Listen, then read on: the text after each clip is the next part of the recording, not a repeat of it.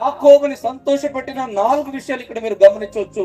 ఒకటి ఏంటంటే ఆయన చావలేదు, ఆయన బ్రతికే ఉన్నాడని ఒక వార్త తండ్రికి సంతోషం తెచ్చింది. హల్లెలూయా.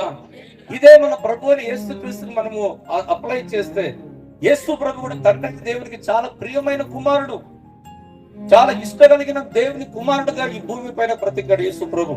ఆ యేసు ప్రభు గురించి మేమందరం చూస్తున్నాం ఏంటంటే ఆయన శుక్రవారం చనిపోయాడు అనుకున్నాము, కానీ ఈ ఆదివారం తెల్లారుజామున మనందరికి ఒక నిమిషం తెలిసింది ఏంటంటే ఆయన చనిపోలేదు, తిరిగి మరణాన్ని గెలిచి లేచి ఉన్నాడు. హల్లెలూయా. యేసు ప్రభు మరణించాడా, లేచాడా?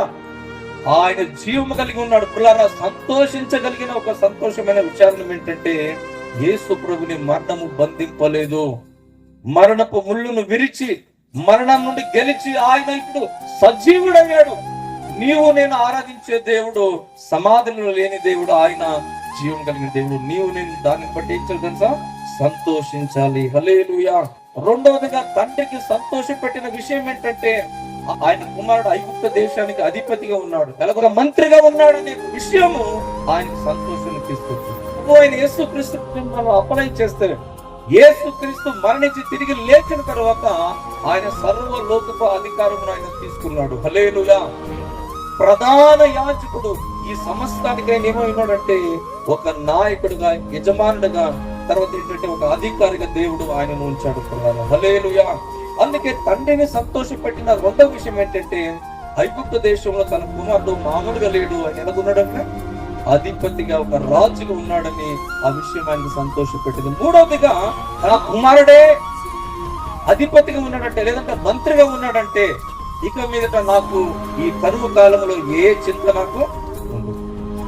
కరువు ఉంది దేశమంతటా, తినడానికి అన్నం దొరకట్లేదు, కానీ అధికార స్థానంలో ఎవరు చెప్పండి? ఇప్పుడు తన కుమారుడే ఉన్నాడు. తన కుమారుడు ఎక్కడ ఉన్నాడంటే ఈయనకి ఏ భయము లేదు. నేను నా కుటుంబస్తులు మేమందరం ఏం చేయగలము?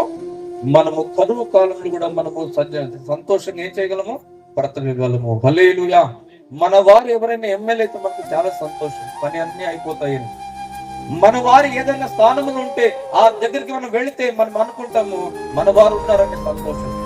కానీ ఇక్కడ యాకోబును మూడోదిగా సంతోషపడిన ఒక విషయం ఏంటంటే కరువు కాలములో నా కుమారుడు అక్కడ అధిపతిగా ఉన్నాడంటే నాకు ఏ చింత, ఏ కొదవ లేదని ఆయన సంతోషించారు. హల్లెలూయా.